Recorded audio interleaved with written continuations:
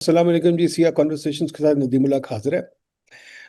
ये कॉन्वर्सेशन जैसे आप सबको पता है, we like to do on deep subjects of social science, specially economics, because हमें ये है कि पाकिस्तान में जो नैरेटिव इकोनॉमिक्स पे और सोशल साइंस पे बहुत कमज़ोर है और वो पब्लिक के पास नहीं आता, वो एक अपने स्ट्रेटोस्फीयर में रहता। तो हमारी कोशिश ये है कि पब्लिक के पास एक वो डायलॉग पूरा लेके आए। तो आपने देखा है कि हम आपके पास सबसे अच्छे स्कॉलर्स, थिंकर्स लेके आते हैं।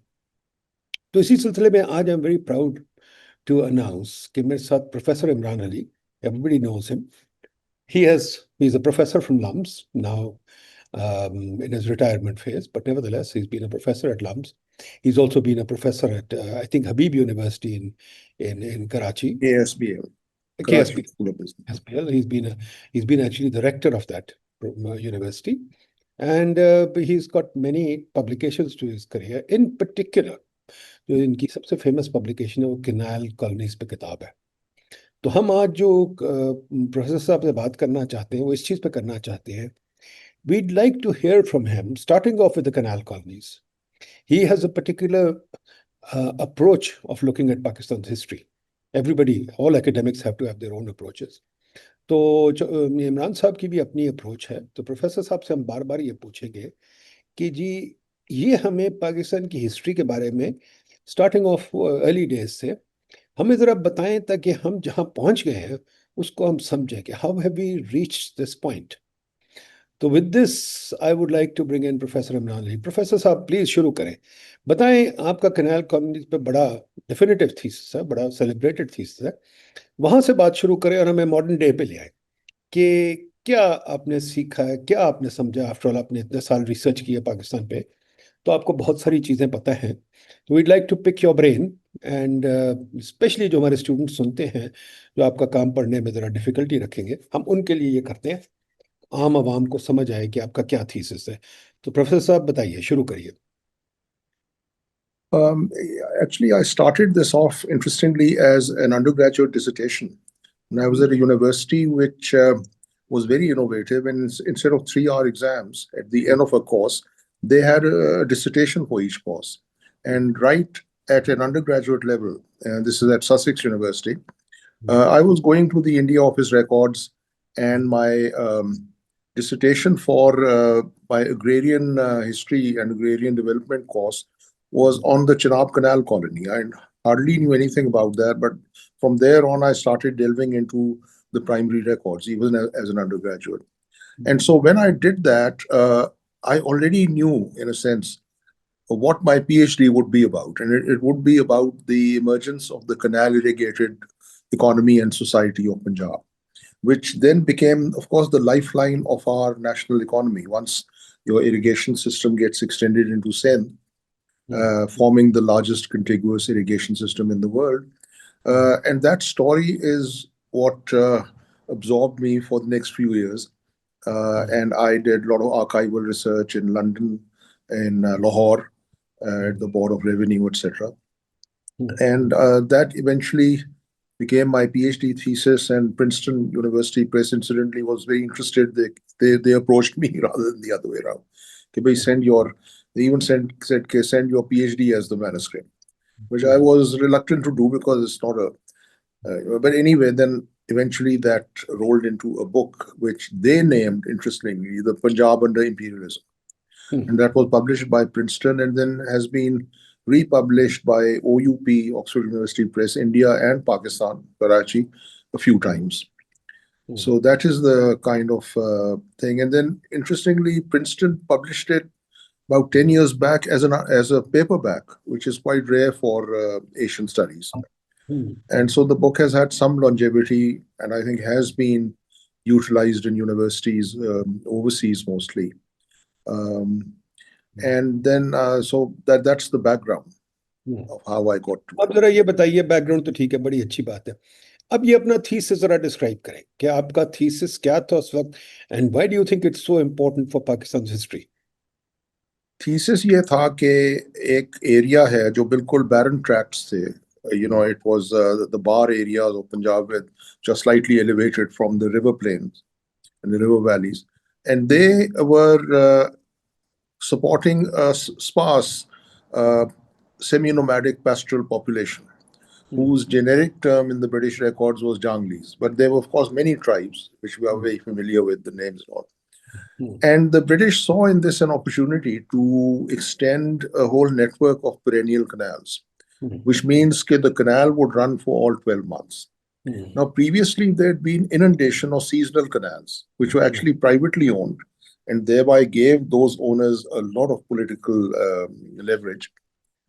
तो वो inundation canals तो थी seasonal, और जो perennial canal बनाने के लिए उन्होंने weir या headworks बनाया sufficiently upstream, so that by gravitational flow they could then command these huge bar areas, which are the interflows, the doabs between the rivers of Western Punjab. और उन्होंने in all कोई 9 canal colonies develop की. So मेरा ये काम था कि क्योंकि किसी ने कोई इतना काम इस पे किया नहीं था, so I got sucked into analyzing all the 9 colonies. And I felt that this is an introductory work, and other people will follow with much more interested and complex studies, problem-oriented, into the in-depth realities of the hydraulic society that emerged. So I sort of put in the first kind of exercise. Hydraulic society में आपने कहा 9 कनाल colonies बनी, ये कनाल colonies जो बनाई, इसमें ये तो ठीक है, चलो इंजीनियरिंग तो हो गई, पर इसके सोशल इकोनॉमिक डायमेंशंस क्या थे? अच्छा, उसमें यह था कि जो पॉपुलेशन थी इन वेस्ट पंजाब द्वाब्स की, रचना द्वाब, छज द्वाब, बारी द्वाब, तो वो तो बहुत इनएडिक्वेट थी, और वो उनको इन्होंने ऑलमोस्ट कास्ट डिसाइड कर दिया, as white settlers had done in so many countries, terra nullis, that it doesn't matter, there's no population, even if there is, it doesn't matter, we will settle it. So they needed settlers or colonists, and they had to get them from other parts of the Punjab. And the strategic decision they made there was that all of them should come from Punjab and not from any other province. Now, just hopping a bit, when you start getting your canal irrigation and systems in Sindh, then they did take Punjab settlers. But for the Punjab, the entire colonization that happened, which entailed a huge amount of migration into the West Punjab Doabs, was from within the Punjab. Now, which areas, which districts, which castes, that is the further analysis. So अब वो हुआ ये कि पहले तो इन्होंने tentatively Multan में 2-3 canals शुरू की, सिद्धनाई, सोहागपारा, and then they struck the big one, which is the Lower Chenab Canal, which started off from a weir in Khanki, and then that is what populated and irrigated what became Faisalabad district, and right between the Chenab and the Ravi. And so the old Jhang and Lahore districts met almost midway in the Doab. So out of this, they carved out Faisalabad district and Sheikhupura district, etc. तो lower Chenab colony जब बनी और उसकी जो agricultural colonisation का scale था और momentum, that began to change the entire complexion of the Punjab economy. And suddenly you started getting settled agriculture, not rain-fed and spasmodic, but based on perennial irrigation. And the whole momentum of economic gravity, etc., began to change with these. So अब colonist लाने थे, वो एक पूरी और कहानी शुरू हुई. अच्छा, इसके बाद लोअर चनाब के बाद उन्होंने फिर जेलम और चनाब का जो दुआब था, उधर उन्होंने लोअर जेलम कॉलोनी बनाई, जो लोअर जेलम कनाल, जिससे सरगोदा डिस्ट्रिक्ट क्रिएट हुआ, with Sargodha as its headquarters. And then the next big one was in the south with the lower Bari Doab Canal, which then irrigated Sahiwal, Okada, etc. In the middle, now what was happening was that they needed canal. It's a sort of precursor to the IWT. They needed canal water in the eastern rivers. So they made 2 link canals, diverting Jhelum River water to the Chenab River and Chenab River water to the Ravi River, so that they could make this lower Bari Doab Canal. And then the 4th big project there, so ये कुछ 6 projects 7-8 हो गए. जो नीचे फिर था, उन्होंने 1920s में जो नीली बार कॉलोनी जिसको कहते थे, which is in the Depalpur, Bihari, Bodewala area, going off the Sutlej, वो डेवलप करनी शुरू की. और उसके अलग मोमेंटम्स वगैरह थे. They ran into the 1930s depression, etc. And now accompanying all this so-called colonization was who do you give the land to, how do you do it, in what form, and for what purpose, and what are the expected outcomes. तो ये एक बड़ा massive process of economic and social engineering अंग्रेजों ने किया था, which I think is the most extensive, certainly in South Asia, as well as the ensuing economic growth. इसमें ये बताएं, फॉर एग्जांपल कि have you got any figures or any thoughts etc कि पंजाब में क्या इकोनॉमिक ट्रांसफॉर्मेशन आई? For example, did agriculture grow very rapidly? Did the welfare of people improve? और did the end again related to that कि गोरे ने जो investment की वो हमारे टैक्सेशन से है या बाहर से पैसा लेके आए? और अगर यह जो भी आया, डिड द गोरा take a net outflow from Punjab और was there a net inflow into Punjab? Right. So I think the canal construction was, and I have not got into this, was financed by bonds, etc. were raised. Debt was raised at a very low percentile. And the expenditure largely was from local resources, and I think some finance would have come from bond issues, perhaps. But essentially, it was very much an indigenous financing process. And as your kind of canals begin to articulate and the colonization comes in, it became a very valuable source of revenue for the British Indian government, for the Punjab government. और उसमें ये हुआ था कि जो सबसे बड़ा revenue item होता था, लैंड रेवेन्यू, मालिकाना, that was outstripped by the canal earnings, which was called Abiana, the water rate.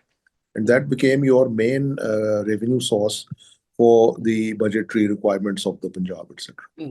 So I don't think, I mean, there was, I mean, by the time you get to the Neely bar, the interest rate had gone up, etc.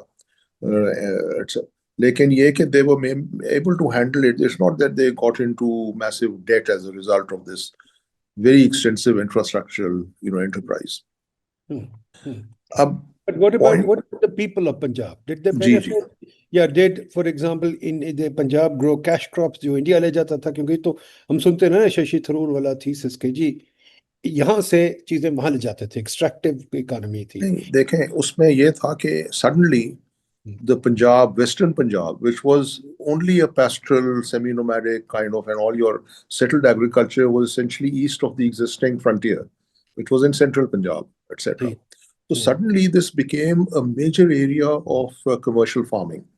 Or then you started getting large-scale export into the Indian domestic market and into the international markets.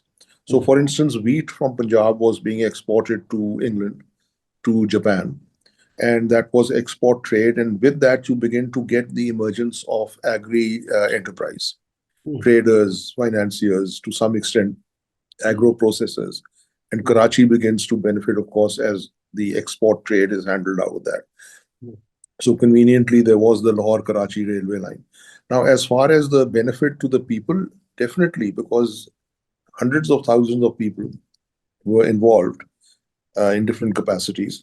And this is the backbone of our economy.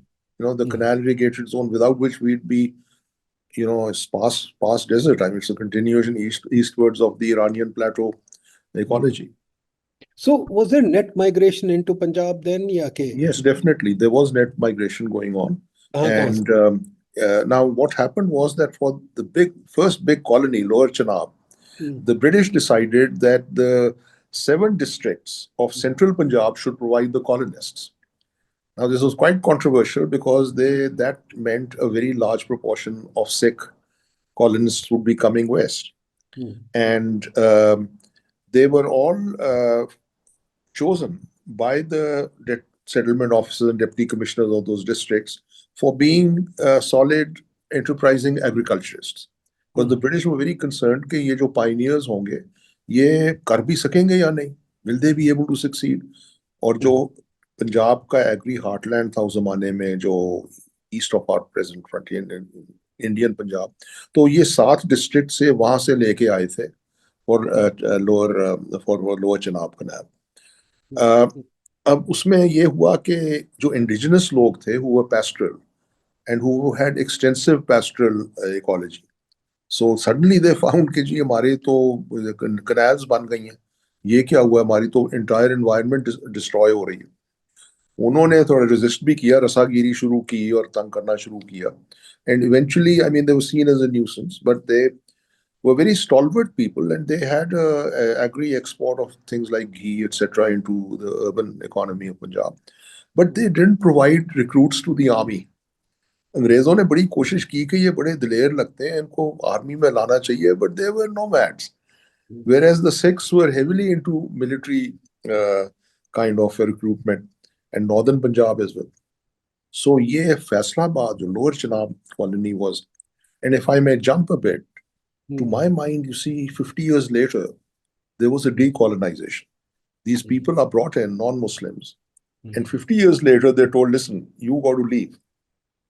And I think the virulence, of the genocidal kind of killings on both sides, especially in central Punjab, was because suddenly the Sikhs were facing being cut in half with losing very, very valuable agri resources in Western Punjab.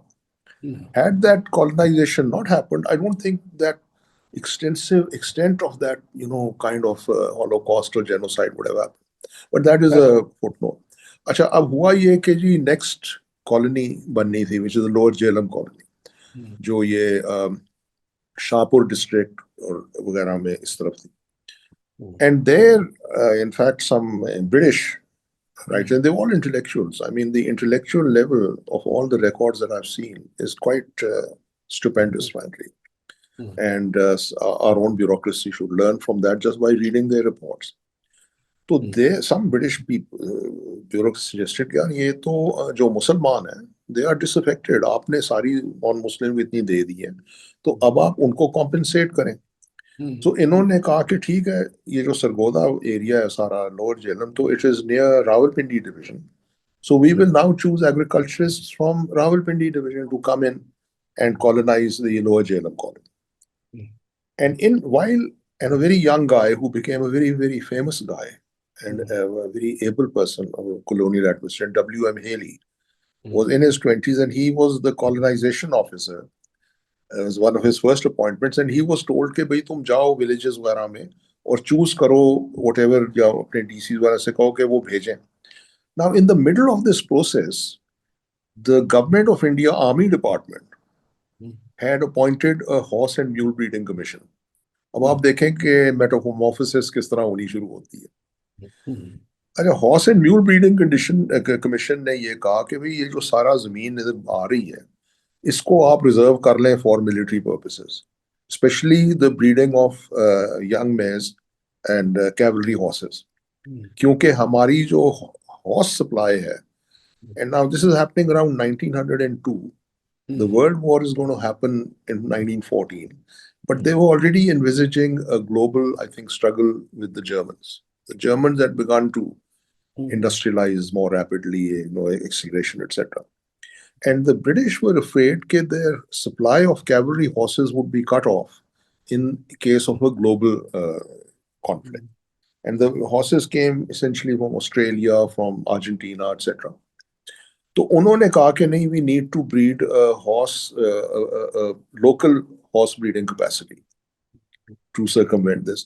And you see, as you know, traditionally for thousands of years, the South Asian horse has never been kind of compatible with even the Central Asian horse, and that's why you get these invaders being more successful.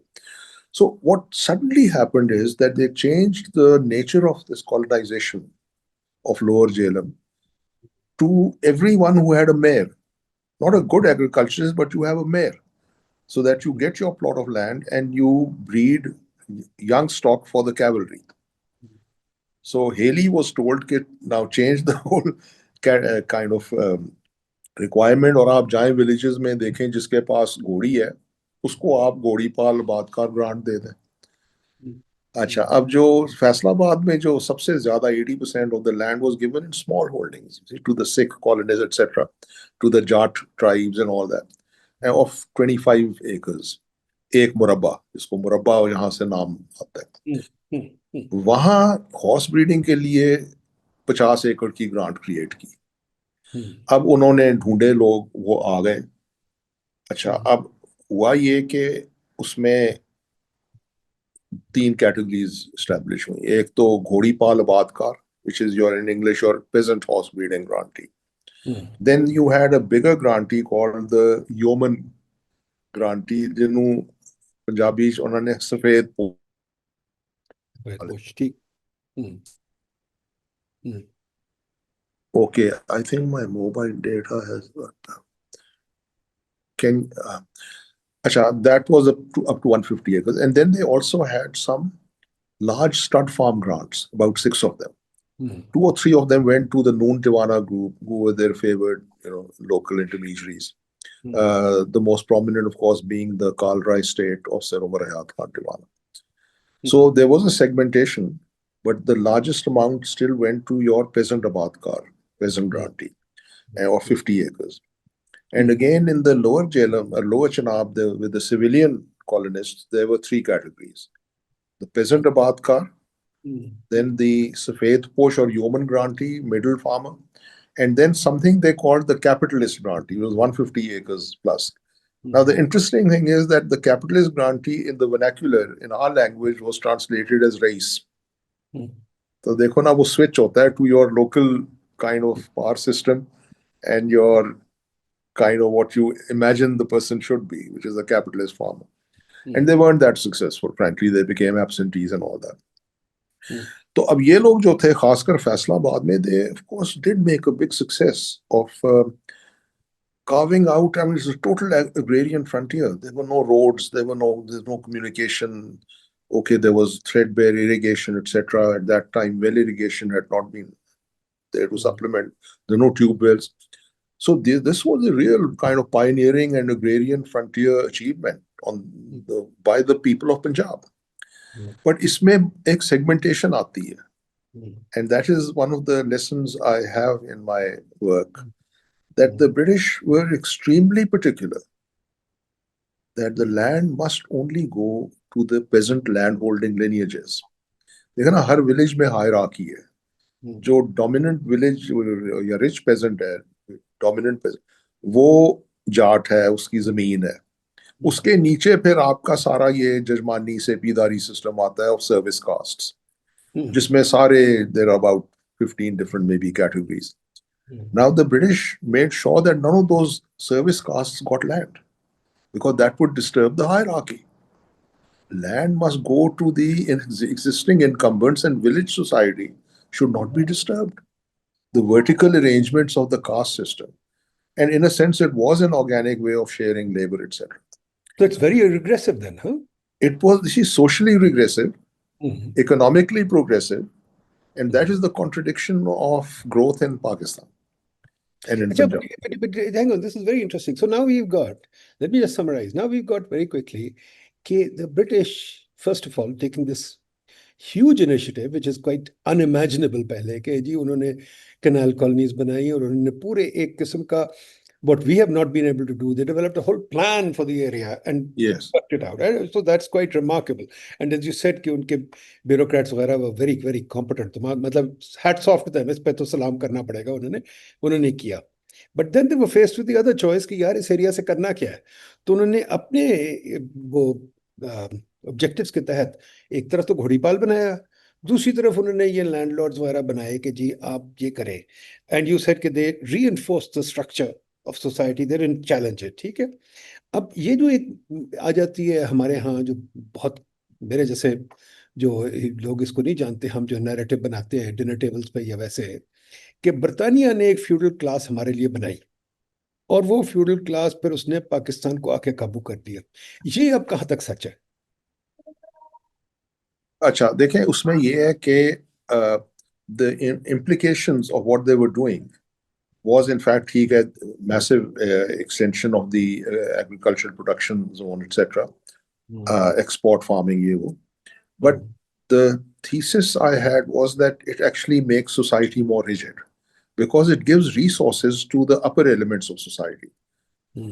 Starting from the village upper element, which is already the peasant land holding lineage, then giving huge amounts of land also to landlords. So the landlord class by no means was excluded. It was dealt into the whole process of acquiring new agricultural resources. और उसका जो roll out होता ये है कि my analysis is that Punjabi society became more rigid, actually, as you say, more regressive. And while economic growth is happening, social retrogression or rigidity is also being institutionalized. And those impacts then roll through into post-47. अब ये है कि अच्छा अब ये there are lots of complexities in this because you have to give millions of acres. How do you do that? How do you do the initial, leasing, the mutations, the transfer of land, this, that, the leases? It was an incredible amount of, and then of course they discovered that the native bureaucracy was dipping its hands in the communal pocket and getting its rents because of the huge amount of mutations. अब एक इसमें interesting kind of implication ये आती है lower Jhelum colony में कि 50 एकड़ की आपकी जमीन है, आपने घोड़ी पाल और घोड़ी रखनी है और कैवलरी यंग स्टॉक आपने प्रिपेयर करना है, अगली जनरेशन में आपके 3 बेटे हो जाएं तो क्या होगा उसका? So the British was scared कि ये तो हमारी वायबिलिटी हॉर्स ब्रीडिंग की खत्म हो जाएगी. Otherwise, let customary succession laws take place, but here there's a military imperative. So they introduced something very weird for us, primogeniture. They said, "नहीं यार, इसको मतलब के maintain करने के लिए इसकी viability, the eldest son should inherit the whole thing." And that led to a huge amount of resistance, commotion, heartburn, disturbance. And you find that in Western Punjab, the one area where the Congress party from the east is able to make a headway is among these sons of the grantees because they're being disinherited. So वो एक बड़ा dysfunctional process शुरू हो गया. अब आप देखें कि अंग्रेजों की adaptability कि the next big project that comes up is because there was a coercive situation and people were being excluded who felt that they had the same rights of succession regardless of your age or eldest son or whatever. Now in the next big project, Lower Bari Doab, they did something pretty interesting. They turned coercion into competition. So in every peasant Abadkar village, they set aside a certain number of Ghodipal Murabbas. And they said कि भाई आप compete करें उसके लिए, जिनमें से अच्छा होगा, जिसकी ज्यादा कुवत होगी, जिसके पास resources होंगे, जिसके पास घोड़ी हो, तो उनको हम वो मुरब्बा दे देंगे. So they solved that social dysfunction through a competitive alternative. Now you see what I'm saying is it's such a subtle form of imperialism. And what you're seeing is real imperialism in action. It's not about ideas or reports. It's about people making decisions. It is, I think, the most extensive form of imperialism in action globally. And learning imperialism. And learning what the nature of imperialism is through the study of this whole process of. अब इसमें ये है कि But also एक और जो चीज है, I'm still sort of whirling it in my mind. Was it constructive? I mean, how is it imperialism? If it was constructive, it helped the people, then maybe it wasn't really imperialism. Maybe it worked out for the people, and maybe that's the only way it could have worked. Am I wrong there? No. I mean, now you're getting to the nitty-gritty because you see, there is a whole thesis that the Punjab was a favored child, in it. And you see, by the time they get to the Punjab, the primary looting and extraction and transfer, which Tharoor and all are talking about, has already happened in Eastern India and in Northern India. And when the British were poor and hungry, they were absolutely ravenous. They kind of demolished the economy of Bengal, which is probably the richest part of South Asia. And the loot and extraction meant that young guys, after a few years, would go back to England as some of the richest people in the country. And then the whole process, for instance, of opium extraction, cultivation, extraction, and pumping it into the Chinese market to get your tea out of there, is another very, very virulent sort of sorry chapter in human history.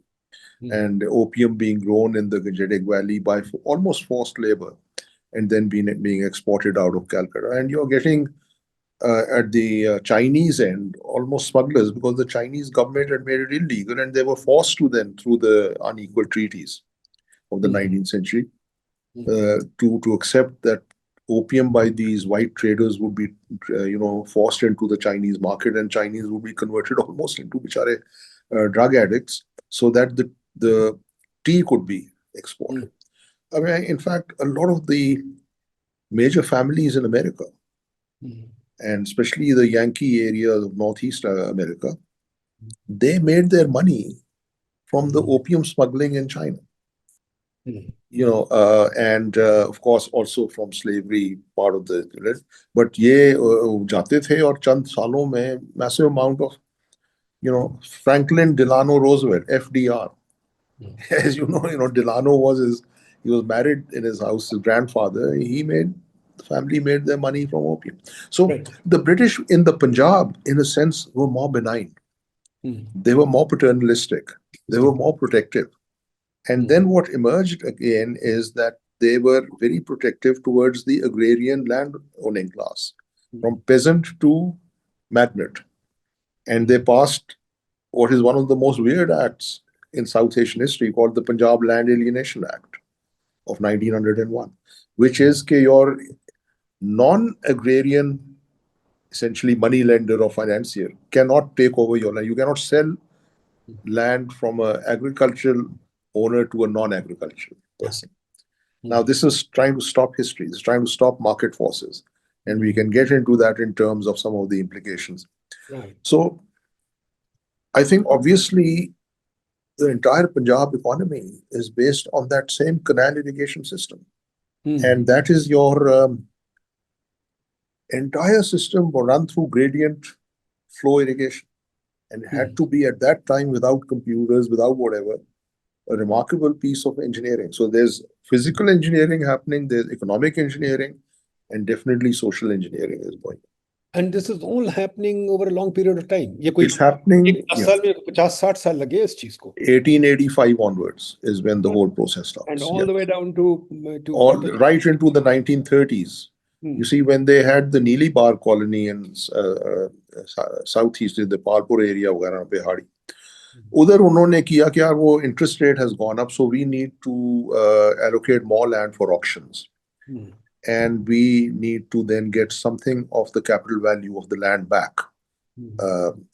And they had a whole program of auctions every year, which ran into major trouble with the 1929 Wall Street collapse. And then the depression of the 30s, they were not able to sell the land. So they would let it out in temporary leases, a lot of malfeasance going on there, a lot of corruption. So that's where the whole process did not run that smoothly. But the other big thing that happened is the 1907 agitation and your 1912 Colonization of Lands Act. So initially the British had said, we will be the development agency, we will be the modernizing state, and all these peasant grantees will be our tenants. They will not get proprietary rights. So within a few years, and we will require them to do many things to improve themselves, to modernize, to from sanitary to maybe agri practices. Now, within a few years, a major agitation started, which ended up eventually in the British conceding proprietary rights to these peasant grantees as well. And the British were really scared when this happened that these are Bolsheviks and Russian agents coming in to destabilize the situation. So anyway, and that was a major concession by the state, which I do point out in my work, that your modernizing agency, state as a modernizing agent, then relapsed. Because they realized, okay, we can't make a monkey into a Superman. The person, it's not that easy to change the culture, to change the values. And these people then were given proprietary rights at a very, very concessionary rate. So that's how the transition from tenant to actually owner happened within 10, 15 years, which is a major, structural change. So, as you said, there's a huge tract of land. It's not a small tract of land. There was a desert, they irrigated it, and there's a huge tract of land to distribute. Okay? And they had these mechanisms for distribution, the Godipal, the straight grant, and then auctions. But there's a large, we talk about it again, this is क्या कहते हैं, common जो हम gossip करते हैं, this feudal class that has been created, Yes, the big names that you, right. Punjab and Sindh, that I don't want to name, but you know them, ठीक है? Yes, ये हम इनको बार बार कहते हैं गोरे की बनाई हुई क्लास है.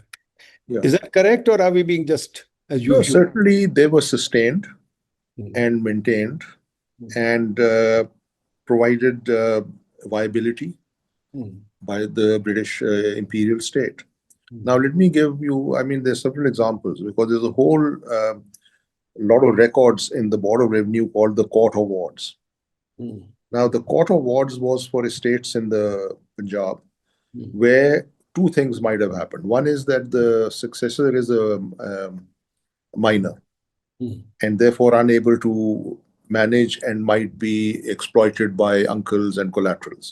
Hmm. The second reason could be that the person, that the state has gotten indigent, is going bankrupt, and we'll take it over and we'll manage it. Hmm. Put the landowner on a guzara and we will take them out of that dire state. Hmm. The whole idea being that these larger estates should not collapse, Hmm. and therefore our intermediaries, our support groups should remain economically viable.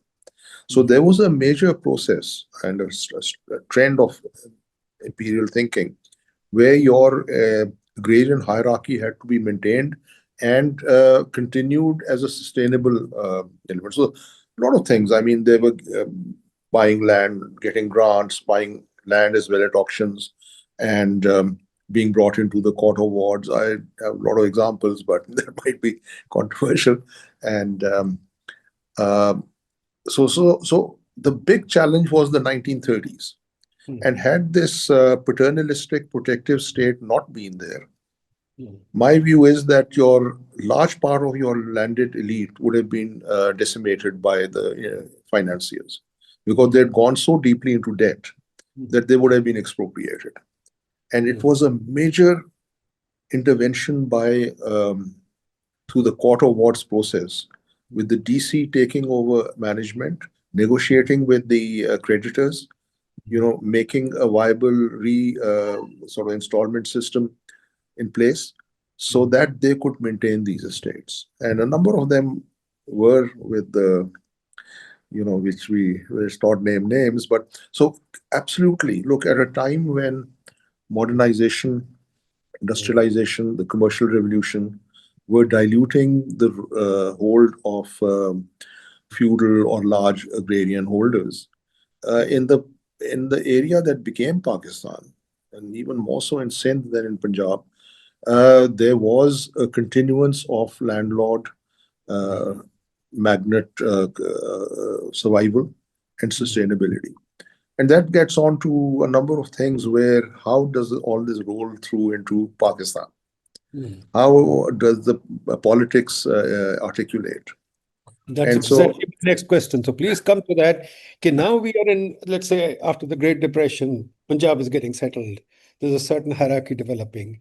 This hierarchy has something that it was the British Empire. Maybe it's more loyal than the others. And there's also a freedom movement that's coming up, led by Gandhi, etc., then Jinnah, etc. So how do they fit in here? Because we keep hearing the story that these guys benefited from Pakistan. okay, so in fact, I mean, my one sort of foray into political history is an article on Punjab politics in the last decade before partition. It's published in a journal called South Asia, which is a tier one journal. Mhm. Now, what happened was that the British passed this Government of India Act in 1935 to provide some degree of devolution to the Indian provinces, and then some sort of limited franchise so that they could have their provincial legislatures and a bit of parliamentary kind of to and fro going on. And what happened unbelievably, you see that in every province, the British had their landlord nominees, their surrogates, their proxies, including the Punjab. But in the 1936 elections, the most stunning type of shock to the British was that in all the Hindu majority provinces, the Congress party won the legislatures, they won the elections. And that means that the landlord segment, which supported the British, lost out. And that was, to some extent, the beginning of the end of British rule. Now, why that happened was that the Indian National Congress by that time had become a very broad-based, extensive political organization, and they recruited into the enfranchised the peasantry, etc. And they said, okay, why don't you vote for us and we will this that. We'll give you independence and whether that. And those guys said, listen, we vote for our Thakurs and our Chaudhrys, we're not interested. And then they said something else then. That we'll not only go for independence, but we'll also give you their land. We will have land reform. And that's what won over the enfranchised peasantry with this shocking situation where your Indian majority, Hindu majority provinces have gone to the Congress. Now, by contrast, as a result of your canal colonies, agricultural colonization, what happens in Punjab?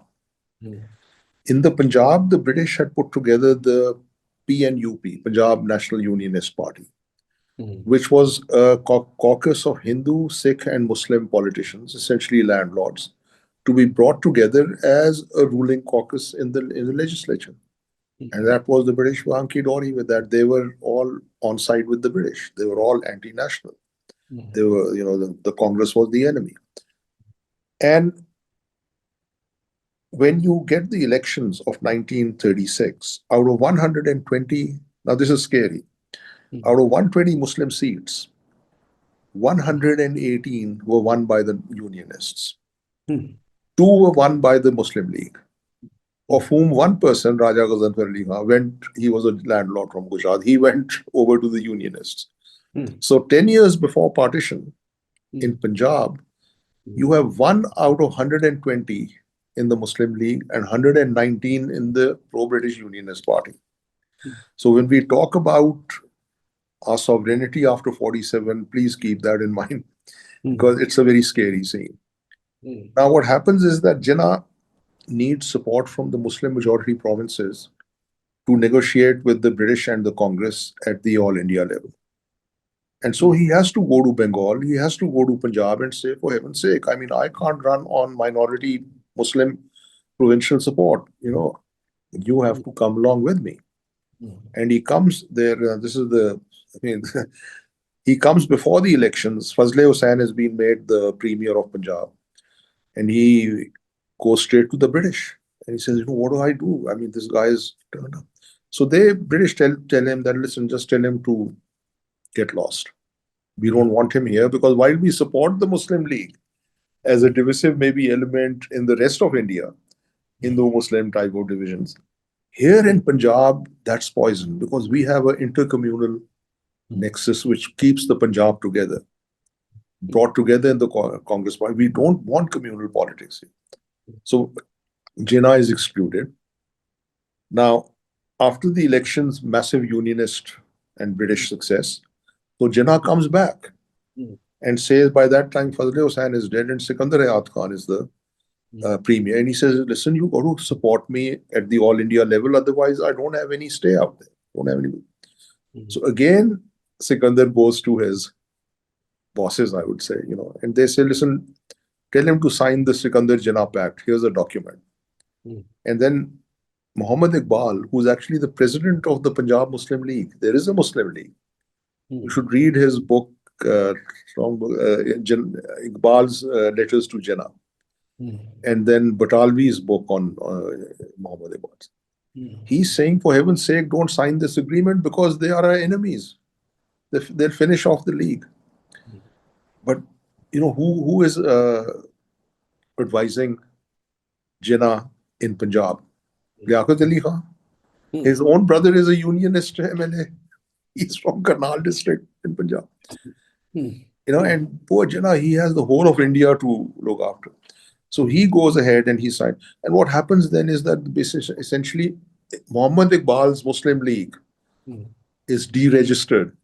There's no more. And a new Punjab Muslim League is set up with Unionist office holders.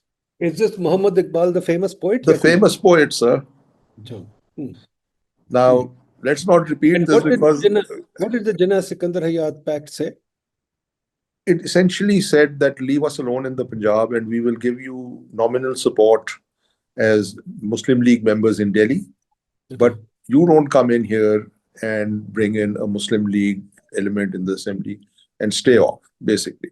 So what happens in the next 4 or 5 years, and then Iqbal dies. Within a few months, Iqbal is dead, and he's disenchanted. The next few years, there is no Muslim League presence in the Punjab, and we're heading for 47, into 42, 43. And then something happens which, I mean, if you're into religious fatalism or whatever you can call an act of God, that this whole Muslim League and even non-Muslim, not Muslim League, but Unionist Muslim and non-Muslim leadership just dies within 2 years. Sikandar Hayat, Baldev Singh, Chotu Ram, who's the head of the Hindu Jats of Haryana, and Banya to boot. I mean, Alayar Tiwan, Doltana, Shahabuddin, etc., Shahnawaz Mamdod, they all die in these 2 years. And so the next big twist is who is going to become the premier of Punjab. Now, the British have read the Punjab Muslim political economy brilliantly. There's the North Punjab, Noon Tiwana group, etc., and there's the South Punjab, the Mamdod Doltana group. And they're the two factions. And the British chose as the premier somebody in between. Not a big honcho, but just a Fazle Hussain, Sikandar Hayat. What happens in 42, 43 when Sikandar Hayat dies is that there's World War II going on. The British need recruits. And the North Punjab people leverage that stick. They say, listen, I mean, if you want to have a neutral guy, why don't you go and get recruits from Multan? And the British are stuck. So they make Khizr Hayat Tiwana the premier of Punjab, right from the heart of the North Punjab faction. And then you find that the South Punjab faction goes to Jinnah. They say, listen, this is it. These Shahpuris have got the seat. So they go to the sons, Shaukat Hayat, Mumtaz Doltana, and Iftikhar Mamdod. They go to Jinnah and say, listen, come in. We're your lieutenants. I mean, Shaukat Hayat actually writes a book called Jinnah's Lieutenant. And that's when Mr. Jinnah begins to get inroads into the Punjab. And then he doesn't look back. And that is the beginning of factionalism in Muslim unionist and landlord politics that rolls into Pakistan. So by Pakistan's emergence, in my book, I pointed out in my articles and all, three major institutions become strengthened. One is the bureaucracy, because it's managing this huge hydraulic society, enormous powers of life and death over the agriculturists.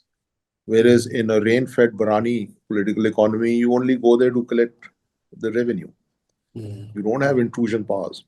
So one is the civil bureaucracy. The second is the military, which we haven't discussed in terms of land holding, but gets extensive land holdings through horse breeding grants, through military war veteran, massive allocations for military war veterans, through camel breeding, mule breeding, etc. And the third are the landlords. These are the three major institutions that emerge all powerful and intact into the new country.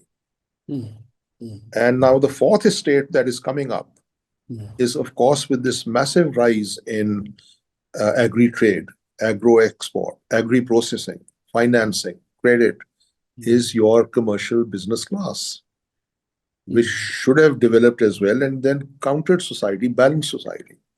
But that class was predominantly non-Muslim.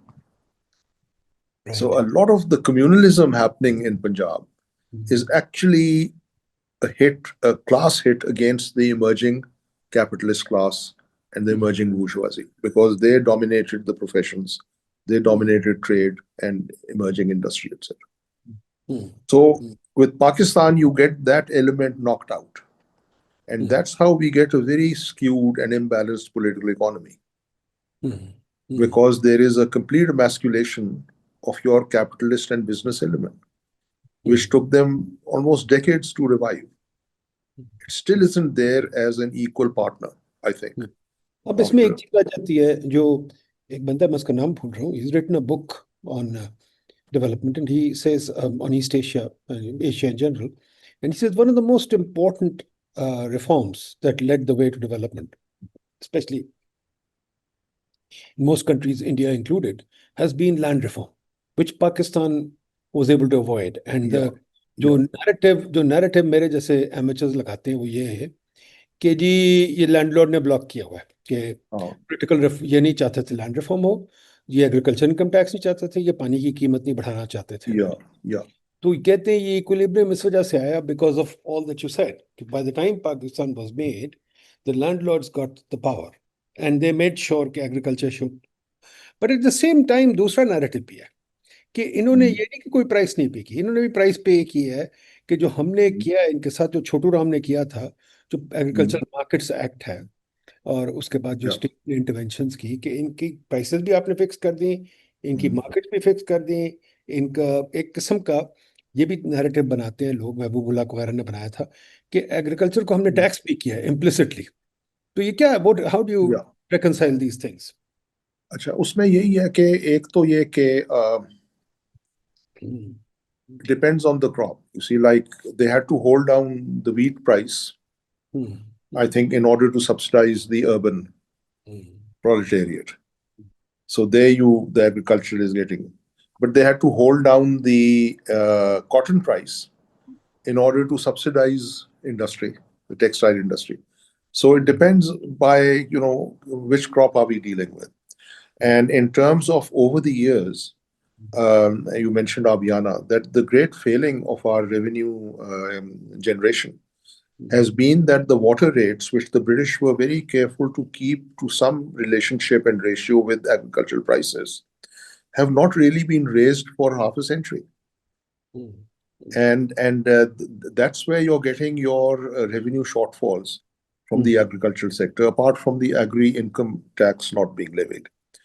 And what happens there is that it's the irrigation department and the canal patwari who was collecting the Abiana.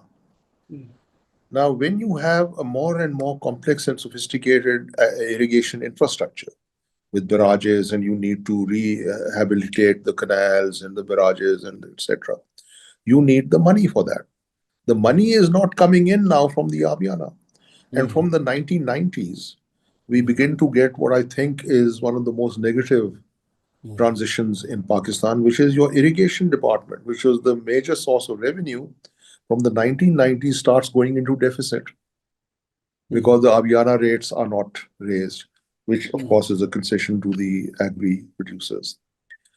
Now, when that's not happening, then you go for loans to your international agencies and multilateral agencies and bilateral for rehabilitation and infrastructural expenditure on your canal network, without which you're going to cease to function. And that's when you start getting into debt-based, you see, in interventions in infrastructure. Whereas all that should have been done by revising the Abiana rates in time. And of course, we know that the other great shortfall is the whole relapse in progressive taxation, extension into a wider social base. And that's why we find ourselves in this debt-ridden situation that we have now, with your GDP to tax ratio not exceeding 10%, etc. So what happened there is that clearly the agricultural hierarchy, the agrarian hierarchy, did preserve its existence. And what happens then, and you see, look at what happens in India, that the Indian National Congress comes good on its promise of 1936. And in 1950, they passed the Zamindari Abolition Act, the massive land reform that decimates the large landlord base of the Indian Union. Whereas our landlords continue intact, despite on-paper land reforms, they continue intact into 3/4 of a century almost. So clearly, the fact that they just survived through all these vicissitudes of the market economy, and they're helped by the British, they're protected against these contradictions, emerging and tensions of the market economy. And then through, I think, certainly, but, there is subsidy and taxation both, depending on which crop you're handling. And then, things like the next phenomenon we get is sugar. And we start with one sugar mill in 1947. We get to over 80 because some important suppliers of capital goods want bank credit, etc., to be diverted into sugar mills and as a form of political patronage. And we see in a drying economy, under climate change, Mm. a water-intensive crop with a direct linkage into industrial production, where your rainfall level should be 80 inches and not 20 inches, and you should be Brazil or Fiji or Queensland. Mm. And so that's the next big anomaly that comes up. Mm. So it's a kind of a balancing act that the Agricultural Prices Commission over the last few decades and all tries to do, which is to carrot and stick approach, so that various stakeholders are kind of facilitated. Mm. Um, Mm. but I think the wider political economy, to me, the implications of this, what happens when these three powerful institutions come in? Your fourth estate, which is your capitalist sector, has been knocked out, emaciated. And recent article I put in, I use the word counter-revolutions. Mm. Counter-revolutions as a form of understanding what is happening in Pakistan over a couple of centuries, in fact. Mm. And I have another concept there which I've explored, which is narco-vassalage. That's a different area. Mm. But to my mind, you see, what happens with industrial revolutions, with industrial breakthroughs, with strategic structural economic change, is that incumbent pre-existing social formations have to give way. If they continue to be resilient, then they will sabotage the innovative and modernizing processes. So the classic example is the British Industrial Revolution itself, that they had to destructure feudalism, they had to destructure even the peasantry to open up the markets for capitalist exploitation. And that's when you get Britain emerging into the modern world. But So, Professor Saab, हमने तो यहाँ, the way I look at it in Pakistan, for example, we have not dismantled the canal colony system. We are still looking for dams and things to kind of develop new land, and then we give it out to various yeah, people. जैसे अब चोलिस्तान में हो रहा yes, है. Cholistan, we are thinking of taking a canal there, and we want to yes, do the same experiment there. yeah, And we are going to do the same thing. We give the land, for example, I don't know whether the Brits did it or not, but हमारे यहाँ तो बहुत है. We give the land to the military and the bureaucrats to invest them yes, in the system. And yeah, then we give the land to the Vaderas and the various people. Now here in Cholistan, we're giving the land to ये industrialists को भी हम land दे रहे हैं कि भाई आप भी आ जाएं इस experiment में, ठीक है? But what I find amazing is कि if you recall, मैं जितने अपने दोस्त देखता हूँ, most of them have land. वो हमेशा बात करते हैं मैं half the civil service that I speak to वो कहते हैं I'm an agriculturalist. And I yes, ask यार how? So they've got this land either gifted by the state or gifted by yeah, the states, and they actually are invested in the agriculture economy, which is why Pakistan culturally also remains very agricultural. We think yes, agriculture is the mainstay of the country. yeah, So we're really not moving ahead, correct me if I'm wrong, in terms of modernization, accepting the industrial economy and now the information yeah, economy, but we seem to be stuck yeah, in land and agriculture of the past. So yeah. do I And you see, that's the Faustian gamble that Mhm. happens, that with the agrarian frontier here, which is ever expanding, Mhm. that you can keep going into new land Mhm. to incrementalize your production systems and try to get out of trouble, reach new demand levels that way. What you don't do as a result is innovation. Mhm. You see, you don't kind of qualitatively change the nature of agriculture. You quantitatively keep expanding it till you get to the end of the agrarian frontier, which we more or less reached now. And this Cholistan thing is interesting if they can get the water. And that's why there's a fight over water. Mhm. Punjab, Sindh, that they're saying, listen, we already expanded to our ultimate limits.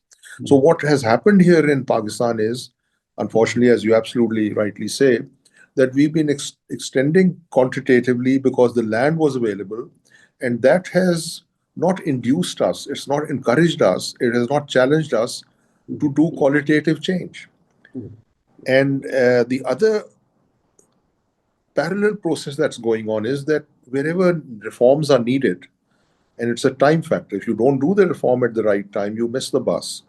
That these reforms are then over and over again sabotaged and rolled back. As you know so well, I mean, you've been so involved with the public life. That one of our great, I think, kind of failures is the inability to reform internally. And we get a kick on that from multilateral agencies that, listen, we'll give you money, but reform this, restructure that, etc., because you got to move with the times. And now one of the things, unfortunately, is that the reform process here is really not getting off the ground. And we're like half a century beyond what we should have been to start reforming things. I mean, the irrigation reforms that you know so much about, the energy sector, etc. Railways, they all tend to maintain the status quo. And I think this is the big issue with Pakistan, that the fact that new elements did not come in, the fact that the upper strata maintained its hold over society, meant that the software did not change in time, because they got huge vested interests leveraged into the old software, into the obsolete kind of system. बिल्कुल सही। Professor साहब, फिर मुझे एक बात बताइए, एक और सवाल उठता है कि अगर ये पंजाब की डेवलपमेंट थी और पंजाब बीच में से टूट गया, उस पर बाद में आते हैं, पर पंजाब टूट गया। अब ईस्ट पंजाब जो है और वेस्ट पंजाब में एक जो बड़ी अनोमली है कि ईस्ट पंजाब की प्रोडक्टिविटी एग्रीकल्चर में हमसे बहुत ज्यादा है, और पिछले 30-40 साल से रिकॉर्ड हो रहा है, आज की बात नहीं है। तो हम प्रोडक्टिविटी वाइज इतना पीछे क्यों, उसकी कोई हिस्टोरिकल ओरिजिन्स हैं? हम प्रोडक्टिविटी वाइज पीछे रह रहे हैं, ईस्ट पंजाब आगे जा रहा है। तो आई डोंट सी, जब एक टुगेदर थे ये लोग, तो क्या हुआ, व्हाट हैपेंड कि ये प्रोडक्टिविटी? देखिए, आई थिंक ट्रेडिशनली जो सेटल्ड एग्रीकल्चर था ना, और your intensive agricultural skills etcetera were already in central Punjab. West Punjab में तो हार्डली एनी सेटल्ड एग्रीकल्चर था. Only along the riverine tracts where you get the inundation canals do you get some settled agricultural tribes. In the bar areas, you get the nomadic tribes, and hence you have the Heer Ranja relationship. You see the Sayals and the Ranjas being the nomads, the Sayals being the agricultures. So either वैसी sparse agriculture थी, and then the availability of water was not there because your monsoon rains tailed off. So आपकी barani agriculture weak थी or non-existent थी. आपका well frontier था, ठीक है, there were wells, but there wasn't before the canals large scale agri sector here, agri production sector. Now, so I think traditionally there has been a dichotomy between central Punjab with its better water resources, its better access to the monsoonal rains from the east, and the fact that gradually there's a desertification as you start going west. I mean, you start traditionally with Lahore having a rainfall, annual rainfall of around 19 inches, and that goes up to DG Khan, which is around 5 inches. So it is really kind of phasing into a desert-like situation, and therefore the very existence of canal irrigation and irrigated agriculture here is an incredible human achievement. Right. And you see, when you go, let's say you come down from Iran and you come to Sindh, and you're going over a moonscape after Turkey, basically. I mean, it's all mountains and desert. And then you turn north over the Indus Basin, and you find that there are all these squares of land, plots of land, square-shaped, from the air, a very disciplined way of land utilization, which is all a man-made achievement. So अब उसमें intensity of agriculture का issue है, और वो traditionally West Punjab में इतनी नहीं थी intensive agriculture because of your fewer water resources and lack of supplementation with barani agriculture. So that's probably why productivity in the and these also the Jat clans of central Punjab, the Sikh clans, they were traditionally and that's why the British got them over for these canal colonies. एक और सवाल है, kind of unrelated, although बहुत सवाल है. I think we'll have to do another one after this.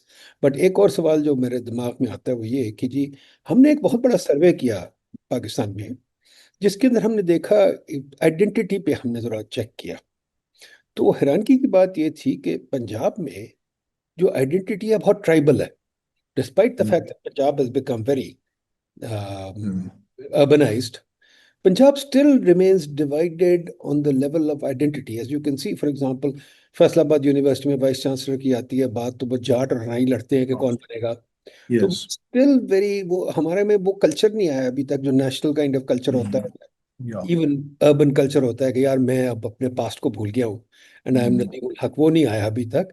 तो is this related to the way we conduct agriculture, और हम एग्रीकल्चर के अंदर ही I mean, हमारी you see, आइडेंटिटी रिलेटेड है। the entire basis of land distribution by the British was caste-based. They knew exactly what kind of caste to bring in.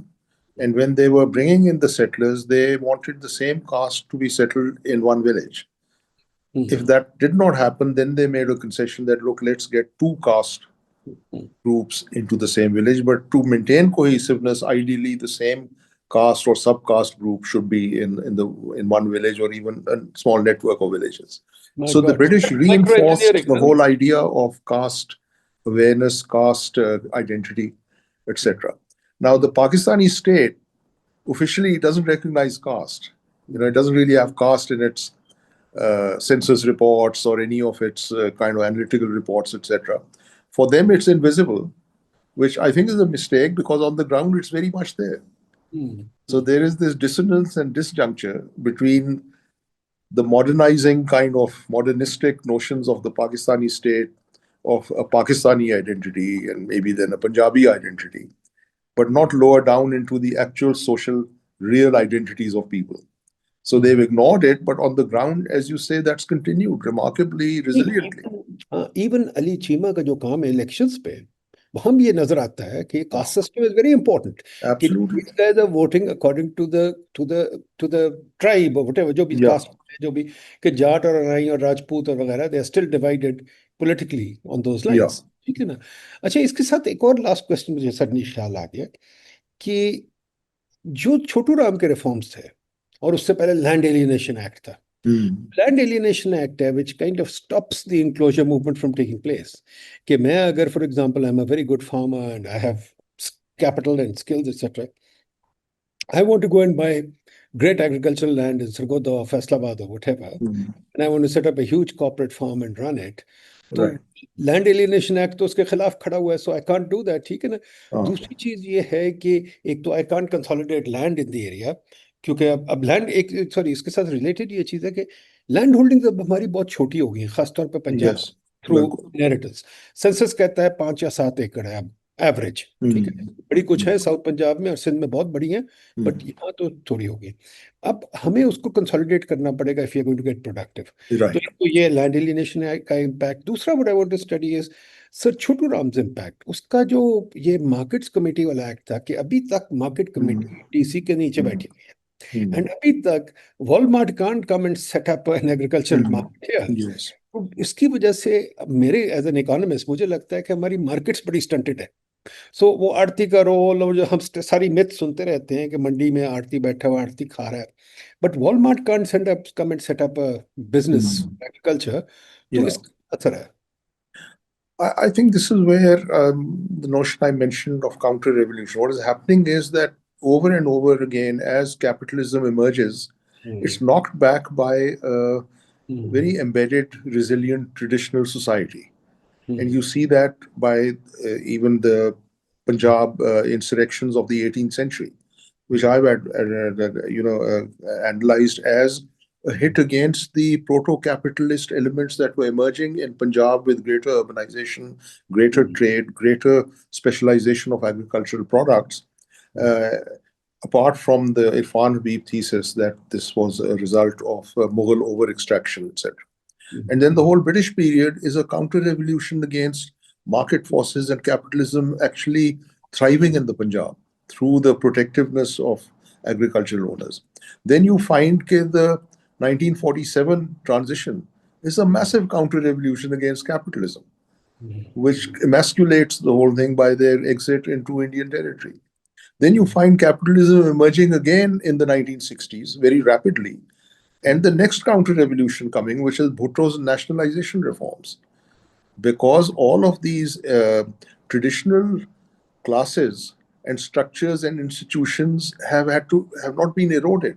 They have, and that's the whole story of, I think, our discussion today, that they have survived over time, more or less intact, much later than their expiry date should have been for Pakistan to move into a modernizing kind of mode with a new software with new systems that need to be adapted in time. तो हमारी जो वो status quo basis है वो भी strong है. Or you see, and you can compare that with Britain and the continent. Okay, Britain was beginning to shed its traditional structures earlier than Germany and France and all that. France is an absolute monarchy, and Britain goes ahead as a result. And I think relatively what is happening here is a huge kind of generalization that we are struggling, and I'm sure that we'll get over it, with the old being suffocated, the new being suffocated by the old. I mean, in this article that I had on this, I think the last section is. बस मेरा ख्याल professor साहब यहाँ रुक जाएं. I think we got enough of a teaser for the next session, because quite frankly, there is a lot of stuff that needs to be discussed. After all, itni history हम एक session में तो cover नहीं कर सकते. बहुत आपने insights दे दिए हैं, very good insights. But inshallah, next time we want to take 2 or 3 things. तो ये revolutions वाली बात. दूसरी, we want to talk to you about the whole, the economics behind the partition, and how did we get to this famous thing that I completely am perplexed by, the Radcliffe line. तो ये भी आपसे बात करेंगे कि ये क्या है. बहुत मेहरबानी, and thank you so much for ये जो हमारी ये लाइन टूटी है लॉजिस्टिक्स में ईस्ट पंजाब की, इसका हमारे ऊपर क्या इम्पैक्ट हुआ है. तो नेक्स्ट टाइम इंशाल्लाह वील डू दैट. अभी I think got a lot to chew on, a lot to think about. Thank you very much. Thanks Nadeem, thank you so much. Imran, all the best. Khuda Hafiz. Thank you. Bye. Khuda Hafiz.